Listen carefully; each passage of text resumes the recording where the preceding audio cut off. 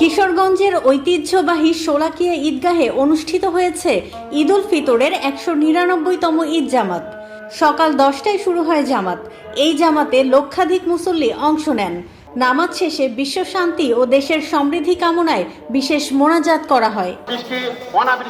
ভোর থেকেই মুসল্লিদের ঢল নামে ঈদগাহমুখী পথে। মাঠ পূর্ণ হয়ে গেলে অনেকেই আশপাশের সড়ক, নদীর পার ও খোলা জায়গায় নামাজ আদায় করেন। আমি একজন সৌদি আরব প্রবাসী। বিগত 19 বছর আমি সৌদি আরবে। আমি কখনো শোলাকিয়া মাঠে ঈদের নামাজ পড়ি নাই। এবারই প্রথম আমার 199তম ঈদের নামাজ।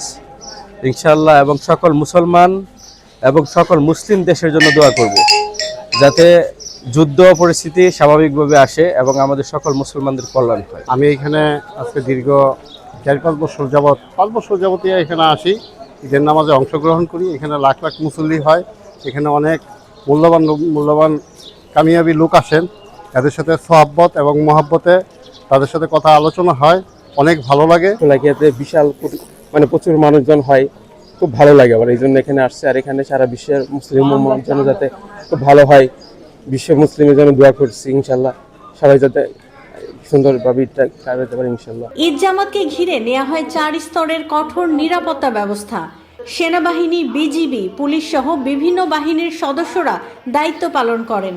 মেটাল ডিটেক্টরের মাধ্যমে তল্লাশি ও ড্রোন সিসি ক্যামেরায় নজরদারি চালানো হয়। ঈদগাহ মাঠ এটা আমাদের গর্ব, কিশোরগঞ্জের গর্ব, কিশোরগঞ্জের পরিচিতি এই শোলাকিয়া মাঠ দিয়ে। আজকে আমি এখানে 199তম ঈদের জামাতে অংশগ্রহণ করতে পেরে আমি খুবই আনন্দিত এবং গর্বিত। এই ঈদগাহ মাঠ জাতীয় ঈদগাহ মাঠের মর্যাদা বহন করে, কিন্তু সেভাবে সেটার উন্নয়ন আসলে অতীতে হয়ে ওঠে না। আমরা আগামী দিনে এই মুসল্লিদের যাতে নামাজ সুন্দরভাবে পড়তে পারে, এটার উন্নয়ন, এটার সংস্কার সহ যাবতীয় কার্যক্রমে উদ্যোগ দিব ইনশাল্লাহ। আজকে ঈদের জামাতের সমবেত মুসল্লিয়ানদেরকে বর্তমান সরকারের মাননীয় প্রধানমন্ত্রী জনাব তারেক রহমানের পক্ষ থেকে ঈদের শুভেচ্ছা জানাই। আমরা আজকে এখানে দোয়া করব যাতে বিশ্ব নির্যাতিত মুসলমানদের জন্য, যারা বিভিন্নভাবে বিভিন্ন বিশ্বের কর্নারে নির্যাতিত আছে, এই মুসলমানদের আল্লাহ যাতে নাজাত দান করেন এবং আল্লাহ তাদেরকে যাতে শান্তি দান করেন। কিশোরগঞ্জবাসীর জন্য আমরা দোয়া করব। মাননীয় প্রধানমন্ত্রীর জন্য আমি দোয়া চাই সকল মানুষের কাছে। আমরা যে প্রত্যাশার জায়গা থেকে আমরা কাজ শুরু করেছি, আমরা সেই অভিষ্ট লক্ষ্যে যাতে পৌঁছতে পারি। প্রচলিত রেওয়াজ অনুযায়ী বন্দুকের গুলির মাধ্যমে নামাজের সময়সূচির সংকেত দেয়া হয়। 15 মিনিট আগে 3টি, 10 মিনিট আগে 2টি এবং 5 মিনিট আগে একটি গুলি ছোড়া হয়। প্রতি বছরের মতো এবারও দেশের বিভিন্ন প্রান্ত থেকে মুসল্লিরা সমবেত হয়ে শোলাকিয়াকে পরিণত করেন জনসমুদ্রে। ঐতিহাসিক শোলাকিয়া ঈদগাহ ময়দান, এটা কিশোরবাসীর গর্ব। প্রতি বছরের ন্যায় 199তম ঈদ উল ফিতরের জামাত অল্প কিছুক্ষণের মধ্যে অনুষ্ঠিত হবে। সারা দেশ থেকে ধর্মপ্রাণ মুসল্লিগণ এই ঈদগাহ ময়দানে নামাজ আদায়ের জন্য এসেছেন।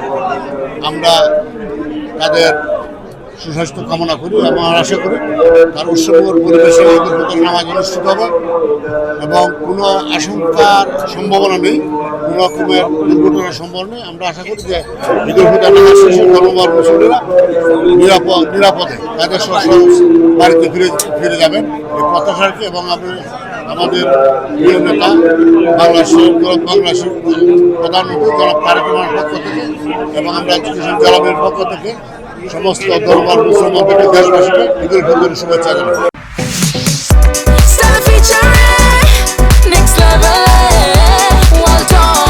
Side by side fridge.